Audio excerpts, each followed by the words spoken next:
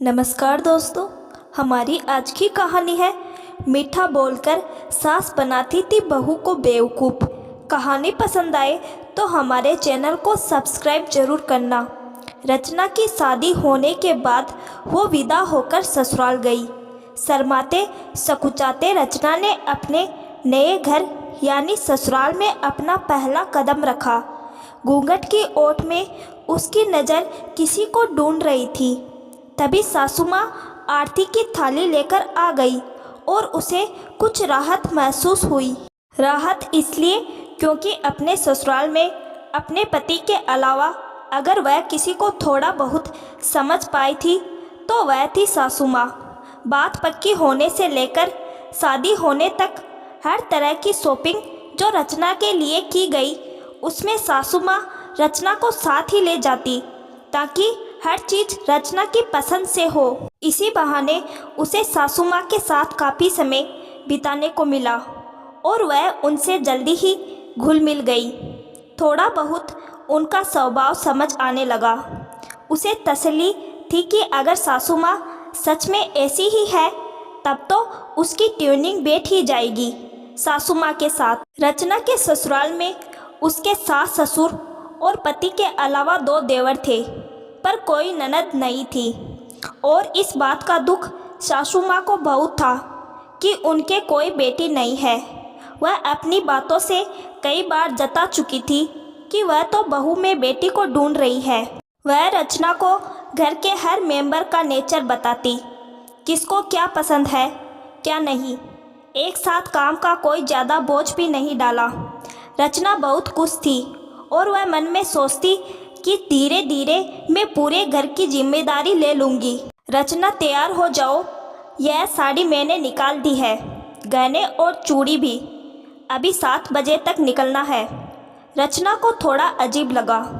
आज पहली बार वह अपने समाज की शादी में शरीक होने जा रही थी। वह अपनी पसंद की साड़ी पहनना चाहती थी पर चुपचाप पहन ली, कुछ बोल नहीं पाई। जब वह तैयार होकर आई तो सासू माँ ने उसे गौर से देखा, फिर दोबारा कमरे में ले आई। ये क्या बहू, इतनी छोटी सी बिंदी और सिंदूर किस तरह लगाया है? बालों में छुपा जा रहा है। ढंग से लगाओ सिंदूर पूरा पीछे तक। ठीक है मम्मी जी, अपने आप को कांच में निहारते हुए बोली रचना। पूरे रास्ते सासू माँ रचना को हिदायतें देती रही। वह जो दूर के रिश्तेदार की ताई सास है न, वो हर बात का उल्टा मतलब निकालती है। उनके पैर छूकर दूर हो जाना और हाँ, थोड़ा घूंघट भी करना वह थोड़ी पुराने ख्याल की है। बिना घूंघट के नई दुल्हन को देखेगी तो 4 बात सुना देगी और मेरी बहू को कोई कुछ कहे मुझे अच्छा नहीं लगेगा। रचना को ज़्यादा कुछ समझ तो नहीं आया। नई नई थी तो संकोच की वजह से कुछ पूछ नहीं पाई। बस हाँ में सर हिला दिया। शादी में वह चुप ही रही। कोई कुछ पूछता तो सासू माँ जवाब दे देती और कहती बहू थोड़ा शर्मा रही है। वह ढंग से खाना भी नहीं खा पाई। तभी ताई सास की बहू भी आ गई और रचना को घूंघट में देखकर बोली, अरे मामी जी, आप अपनी बहू से घूंघट करवाती है? तो सासू जी सकपका गई और बोली, मैं नहीं करवाती घूंघट, यह तो खुद ही रखती है अपने मन से। घर आते आते उसका मूड खराब हो गया। उसके पति अभिषेक ने पूछा भी कि क्या हुआ, पर रचना ने अपने पति को कुछ नहीं बताया। अब यह रोज की ही बात होने लगी। रचना की सास रचना की हर बात में हस्तक्षेप करती।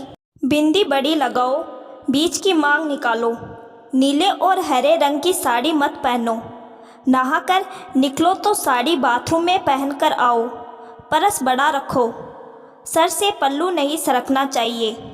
वह चुपचाप उनकी बात मान जाती। ऐसा नहीं था कि उसे बोलना नहीं आता था, पर वह कुछ नहीं कहती। सोचती, इन सब से अगर सासू माँ खुश रहती है तो ऐसे ही रह लूँगी। इसी तरह से 1 बरस बीत गया। फिर रचना की जिंदगी में खुशी ने दस्तक दी जब उसे पता चला कि वह माँ बनने वाली है। डॉक्टर ने रचना को एहतियात बरतने को कहा, भारी वजन उठाने को मना किया और सीढ़ियाँ चढ़ने उतरने को भी मना किया। यह सब बात अभिषेक ने अपनी मम्मी को बताई और समझाया कि रचना से कोई भारी सामान मत उठवाना और न ही सीढ़ी चढ़ने उतरने वाला काम बताना। लेकिन बेटे के सामने तो सासू माँ रचना से कोई काम नहीं करवाती, पर जब वह घर पर नहीं होता उससे सभी काम करवाती। काम तक तो ठीक था, पर उसे कपड़े हाथ से धोने को कहती और वॉशिंग मशीन में कपड़े धोने नहीं देती और सबसे नीचे के फ्लोर पर कपड़े धुलवाती और तीसरी मंजिल की छत पर कपड़े सुखाने को कहती। रचना धुले हुए कपड़ों से भरा टब लेकर तीसरी मंजिल पर जाती और कपड़े सुखाती। उसे बहुत गुस्सा आता, पर उसने शुरू से ही गलत बात का विरोध नहीं किया, तो अब भी कुछ बोल नहीं पाती। वह दिन ब दिन कमज़ोर पड़ने लगी। डॉक्टर ने रचना को हरी पालक की सब्जी और सेब रोज़ खाने की सलाह दी। सासू माँ जब भी सब्जी लेने जाती वह उनको याद दिलाती कि हरी सब्जी और सेब ले आइएगा, पर सासू माँ बहाना बना देती। कमजोरी के कारण एक दिन रचना बेहोश हो गई। डॉक्टर ने अभिषेक को बहुत डांट लगाई और कहा, ध्यान नहीं रखा तो रचना की जान पर बन सकती है। अभिषेक कुछ दिन तो छुट्टी लेकर रहा, पर आखिर कब तक ऐसा चलता। फिर सासू माँ ने सलाह दी कि रचना को पियर भेज दो, डिलीवरी वही करवा लो, वहाँ अपनी माँ के साथ रहेगी तो अपने आप ठीक हो जाएगी।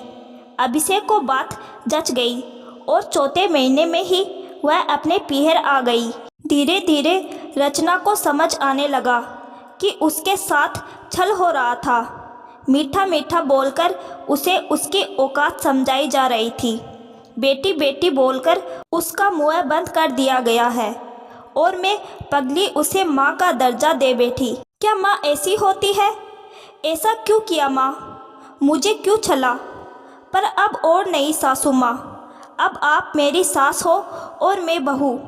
मेरे संस्कार ही थे जो मुझे रोके हुए थे और मेरे संस्कार ही है जो मुझे गलत न सहने की सीख दे रहे हैं। अब जब मैं अपने बच्चे के साथ घर आऊँगी तो आपकी मीठी बोली से ही जवाब दूंगी और अपने पति से कुछ नहीं छुपाऊंगी, पर अपने आप से एक वादा ज़रूर करूंगी कि अगर मेरा बेटा हुआ तो जब मैं सास बनूंगी तब अपनी बहू को नहीं छलूंगी।